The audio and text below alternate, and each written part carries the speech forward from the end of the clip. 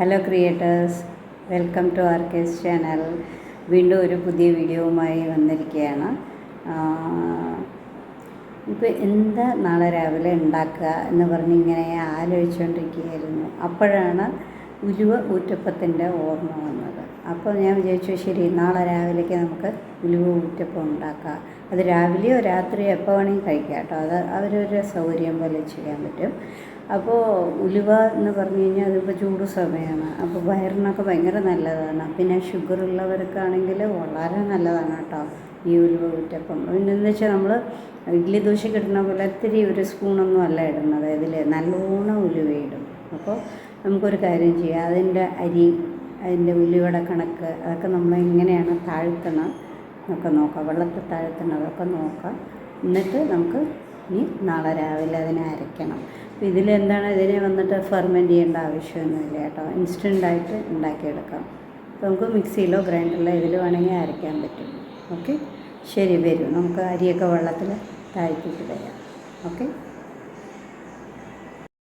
Cup, അതിലേക്ക് 1 cup same cup കേട്ടോ ഉലുവ കേട്ടോ, അതും കൂടി ആഡ് ചെയ്യുക. എന്നിട്ട് രണ്ടും നല്ലോണം മിക്സ് ചെയ്യുക കേട്ടോ. മിക്സ് ചെയ്തിട്ട് എന്ത് ചെയ്യണം, നമ്മൾ നന്നായിട്ട് 2-3 പ്രാവശ്യം കഴുകിയിട്ട് നമുക്ക് വെള്ളം ഒഴിച്ചിട്ട് ഒരു 6-7 മണിക്കൂർ കുതിർത്തി വയ്ക്കുക കേട്ടോ.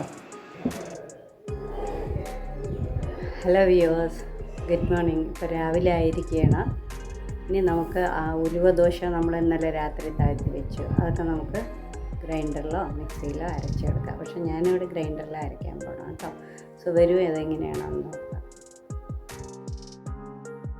അത് കുതിർന്ന ശേഷം അതിനെ ഒരു മിക്സിയിലോ ഗ്രൈൻഡറിലോ അരയ്ക്കുക.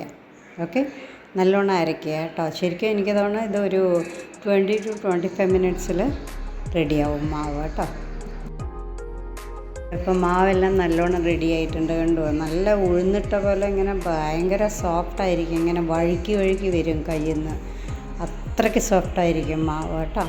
അതിന് ആവശ്യത്തിന് വെള്ളം ഒഴിച്ച് ഒന്ന് കലക്കി വെക്കും. ഇത് പുളിക്കാനൊന്നും വെക്കണ്ട കേട്ടോ.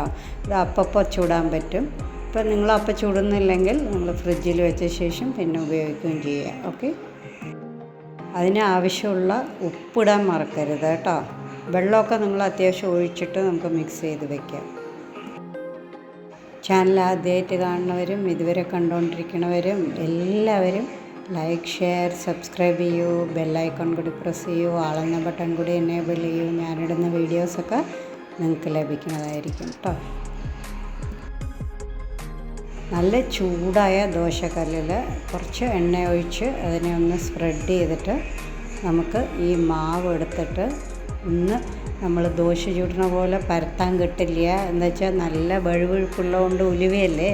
അപ്പോൾ നമുക്ക് ഒന്നിങ്ങനെ ഊറ്റപ്പം പോലെ ആക്കിയെടുക്കാനേ പറ്റുള്ളൂ. റോസ്റ്റായിട്ടൊന്നും കിട്ടില്ല കേട്ടോ. അങ്ങനെയാകുമ്പോൾ നമ്മൾ അരിയും ഇതൊക്കെ കൂടുതൽ ഉലുവ കുറച്ച് ചേർക്കേണ്ടി വരും. അങ്ങനെ ആകുമ്പോഴേ അതൊക്കെ കിട്ടുള്ളൂ.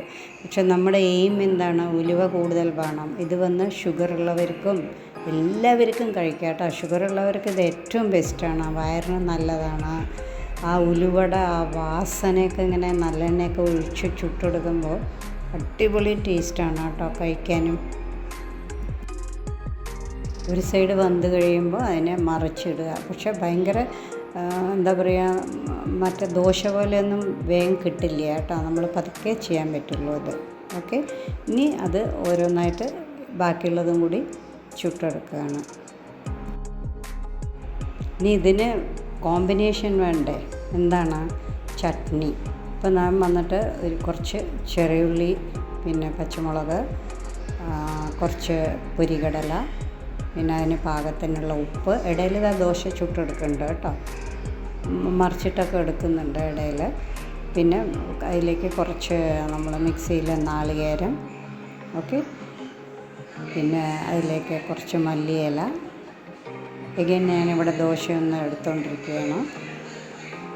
എന്നിട്ട് ഇതിനെ എല്ലാം കൂടി മിക്സിയിലിട്ട് നല്ലോണം ഫൈനായിട്ട് അരച്ചെടുക്കുക കേട്ടോ.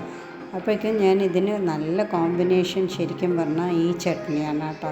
ഉള്ളി ഇട്ടിട്ട് നമ്മൾ മുളക് പൊടി ഇടുക, മുളക് ഇട്ടാലും കുഴപ്പമില്ല, ഉപ്പിടുക, എന്നിട്ട് അതിനെ അരച്ചെടുക്കുക. അതാണ് ബെസ്റ്റ് കോമ്പിനേഷൻ ഫോർ ഈ ഉലുവ ദോശ കേട്ടോ. സോ എല്ലാവരും ഇത് ട്രൈ ചെയ്ത് നോക്കൂ. എല്ലാം നല്ല ടേസ്റ്റാണ്. ഓക്കെ, ഇത് ഈ ഉലുവ ദോശ നിങ്ങൾക്ക് ഐ തിങ്ക് നമുക്ക് ഹോട്ടലിലൊന്നും കിട്ടില്ല, നമ്മൾ വീട്ടിൽ തന്നെ ഉണ്ടാക്കണം. ഓക്കെ, ചുമന്ന ചട്നിയിൽ കുറച്ച് വെളിച്ചെണ്ണ ഒഴിക്കണം. ഇപ്പോൾ നമ്മൾ ഉലുവ ദോശയൊക്കെ ഉണ്ടാക്കി കഴിഞ്ഞു. ആ ചട്നിയൊക്കെ ഞാൻ ജസ്റ്റ് കാണിച്ചു എന്നേ ഉള്ളൂ കേട്ടോ. നമുക്കിവിടെ ഉലുവ ദോശയാണല്ലോ മെയിൻ. സോ ഈ ചൂടിന് വളരെ ബെസ്റ്റാണ്. എല്ലാവരും ട്രൈ ചെയ്ത് നോക്കൂ കേട്ടോ.